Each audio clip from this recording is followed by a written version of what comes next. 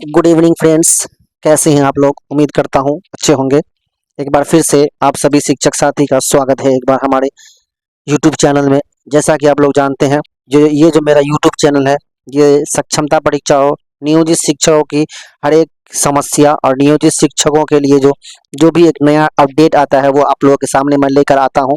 तो आज का जो सेशन है, आज का जो यूट्यूब में मैं वीडियो आप लोगों के सामने लेकर आया हूँ, ये बहुत ही इम्पोर्टेंट है उन सभी शिक्षक साथियों के लिए जिन्होंने सक्षमता परीक्षा दिया है और जिन्होंने नहीं भी दिया है उनके लिए भी बहुत ही इम्पोर्टेंट है। क्योंकि सक्षमता परीक्षा जो है अब तो हर एक शिक्षक को देना ही है, क्योंकि सुप्रीम कोर्ट में भी उनका जो है सुप्रीम कोर्ट ने भी कह दिया है कि आपको सक्षमता परीक्षा देना है, तो आज ना कल तो आपको देना ही पड़ेगा। तो उसमें जो है सक्षमता परीक्षा का जो नियमावली है, जिसको हम लोग विशिष्ट शिक्षक नियमावली बोलते हैं, उसकी उसके बारे में कुछ नई जानकारी जो सामने आई है। जैसा कि आप लोग जानते हैं कि सक्षमता परीक्षा जो है वही नियमावली विशिष्ट शिक्षक नियमावली 2023 के अकॉर्डिंग जो है सो परीक्षा लिया गया है, और उसी के अकॉर्डिंग जो है बिहार में जितने भी नियोजित शिक्षक हैं उन सभी को राजकर्मी बनाने का जो है सो प्रावधान है। तो आज आप लोगों के सामने जो हम लोग लेके आए हैं, जो वीडियो में लेकर आया हूँ, वो आप लोग के लिए बहुत बड़ी खुशखबरी कह सकते हैं, बहुत बड़ा एक चेंजिंग हो सकता है। हमारे नियोजित शिक्षकों का जो सपना है वो हमें लगता है कहीं ना कहीं अब पूरा हो सकता है। उसी चीज को लेकर आज आप लोगों के सामने डिस्कस करने वाले हैं। तो दोस्तों, सबसे पहले आप लोग देख सकते हैं कि यहाँ जो है सक्षमता पास शिक्षकों की जो है ये बहुत ही 5 बिंदु जो है उसमें बदलाव होने की बात कही गई है। किसमें बदलाव होगी? तो 5 बिंदु, जिसमें जो है आपको शिक्षक नियमावली जो है आपका विशिष्ट शिक्षक नियमावली 2023 जो है उसमें नियमावली में बदलाव होने वाला है दोस्तों। जिसमें कि आप लोग देख सकते हैं कि विशिष्ट शिक्षक नियमावली में जो 5 बदलाव जो हम आपको सामने लेकर आए हैं, यानी कि 5 अहम बिंदु पर जो बदलाव होने वाला है, वो कौन कौन बिंदु है वो भी आप लोगों के सामने रखेंगे और आप लोगों को बताएंगे कि ये न्यूज़ जो है ये कहाँ से फ्लैश हुआ है और उस न्यूज़ की हकीकत क्या है, सच्चाई क्या है, और उसमें कितने परसेंट उम्मीद है कि ये न्यूज़ सही हो सकता है और कितना परसेंट है कि ये फेक भी हो सकता है। लेकिन सबसे पहली बात है कि ये न्यूज़ जो आया है कि कहीं ना कहीं बात उठी है, तभी तो ये न्यूज़ आप लोगों के सामने आया है। तो दोस्तों, सबसे पहले आप लोगों को लेकर चलते हैं कि ये 5 बिंदु क्या है। सबसे पहले देखिए, ये 5 बिंदु जो है जिसमें बदलाव होगा, उसमें 5 बिंदु को हम लोग पहले सबसे पहले देखेंगे कि 5 बिंदु क्या है। देखिए दोस्तों, इसमें जो 5 बिंदु है, इसमें सबसे पहला जो नंबर है उसमें है सेवा निरंतरता। सेवा में निरंतरता का मतलब है कि जो शिक्षक 2003 से शिक्षक है, जो शिक्षक 2003 से शिक्षक हैं और पे मैट्रिक्स उनको अभी मिल रहा है, उसी के मतलब सेवा में निरंतर, यानी उसमें सेवा में अटूट नहीं होगा।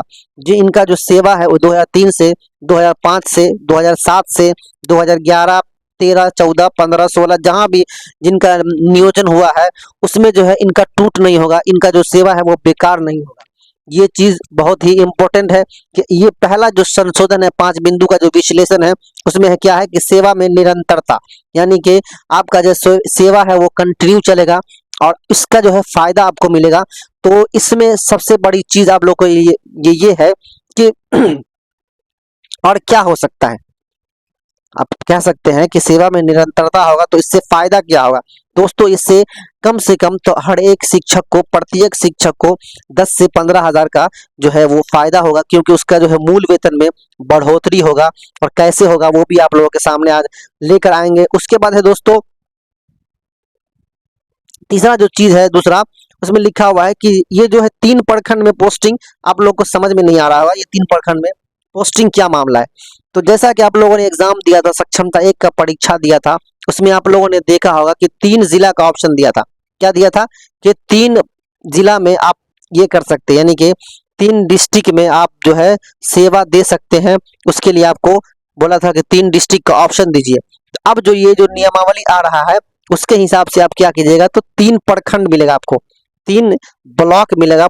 3 ब्लॉक में आपको, जिस ब्लॉक में आपको जॉब करना है वो ब्लॉक आपका, मतलब कि आपकी इच्छा अनुसार आप जहां चाहते हैं, आपका नजदीकी कहाँ है उस हिसाब से आप जो है, जैसे कि आप लोगों को डिस्ट्रिक्ट मिल गया होगा, मान लीजिए आप जिस डिस्ट्रिक्ट में दिए हैं होम डिस्ट्रिक्ट आपको मिल गया और आप चाहते हैं कि हमारा जो नजदीक में जो ब्लॉक है, जो प्रखंड है उसमें मिल जाए, उसके लिए 3 प्रखंड का ऑप्शन जो है वो आपको मिल सकता है।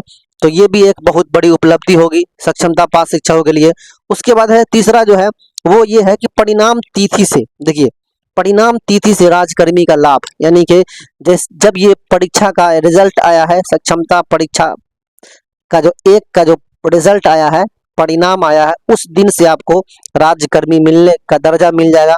अगर ये जो है सेवा में निरंतरता होता है या आपका मूल वेतन में बढ़ोतरी होती है तो इसका आपको एरियर भी मिलेगा दोस्तों। ये इसका आपको एरियर भी मिलने की पूरी संभावना है। जैसे कि आप लोग देख सकते हैं दोस्तों कि डीपीईपी जो अभी हमारे जो शिक्षक साथी हैं 2003 में 2005 में 2007 में ज्वाइनिंग किए, उनको डीपीईपी कराया गया है ना, डिस्ट्रिक्ट प्रोग्राम एजुकेशन जो है सो ट्रेनिंग वो कराया गया, उसके हिसाब से उनको जो है सो ट्रेनिंग करवाया गया। उसके बाद जो है सो सरकार क्या करी, तो उसको बहुत दिनों के बाद उसको जो है सो ट्रेंड वाला वेतन दिया, लेकिन उन्होंने केस किया। फिर केस करने के बाद क्या हुआ कि हाई कोर्ट ने बताया कि आपको जो है सो जब से इन लोगों का ये हुआ है, ट्रेंड हुए हैं, तभी से इनको देना पड़ेगा। तो सभी शिक्षक को मतलब कि कुछ ना कुछ एरिया के हिसाब से 40,000, 45,000, 60,000, तो उस हिसाब से सभी को मिला है। तो इसी हिसाब से कह सकते हैं कि अगर ये परिणाम की तिथि से अगर परिणाम की तिथि से राज्यकर्मी का लाभ मिल जाता है आपको, तो आपको जो है इसका अगर अभी नहीं मिला पैसा तो बाद में तो एरियर मिलेगा ही, क्योंकि सरकार के यहाँ पैसा रखा हुआ है, आपका पैसा बुड़ने वाला नहीं है, आपका बर्बाद होने वाला नहीं है, आज न कल आपको मिलना तय है। उसके बाद हम लोग कह सकते हैं कि मूल वेतन में हो सकती है वृद्धि, यानी कि किसी का मूल वेतन अगर 29,000 है जो 2003 में है, उनका जो है सो 36,000 के आसपास आ सकता है दोस्तों।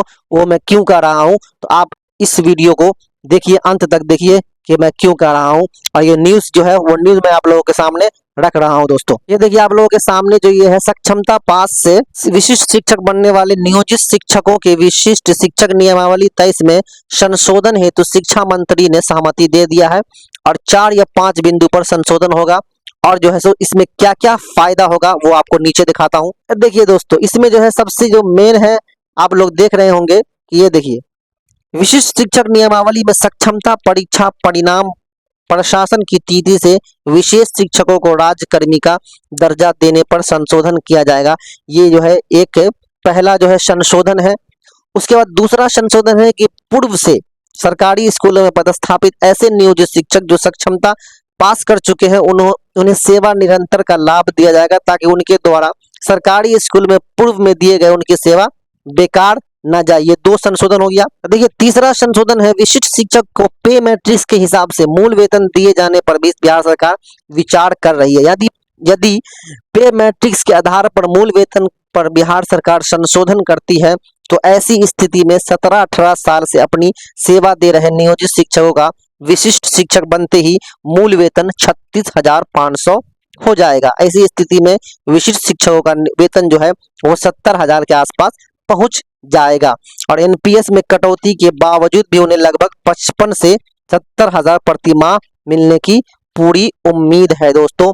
तो इस तरह से कह सकते हैं कि अगर सेवा निरंतरता और पे मैट्रिक्स का अगर में संशोधन होता है दोस्तों, तो सभी नियोजित शिक्षकों की बल्ले बल्ले, जो मैंने आपको लिखा है पहले ही हेडिंग में, वही होने वाला है। उसके बाद देख रहे हैं, रही बात शिक्षकों की ट्रांसफर की, तो विशिष्ट शिक्षक नियमावली में इस बात पर संशोधन किया जाएगा कि जिस तरह जिला के 3 विकल्प दिए गए थे, उसी प्रकार विद्यालय के 3 प्रखंड के लिए 3 प्रखंड का विकल्प लिया जाएगा। इस 3 प्रखंड में किसी भी विद्यालय में उनका ट्रांसफर पोस्टिंग कर दी जाएगा। मतलब ये हुआ कि आप शिक्षकों को मात्र 15 से 20 किलोमीटर की दूरी पर ही विद्यालय आवंटित किया जाएगा। इसमें जो है खासकर महिलाओं और दिव्यांग को विशेष सुविधा दी जाएगी। ये तो हो गया आपको न्यूज़। ये न्यूज़ कहाँ से है, तो आप लोग देख सकते हैं दोस्तों, ये जो है न्यूज़ टीवी बिहार से ये न्यूज़ आया हुआ है।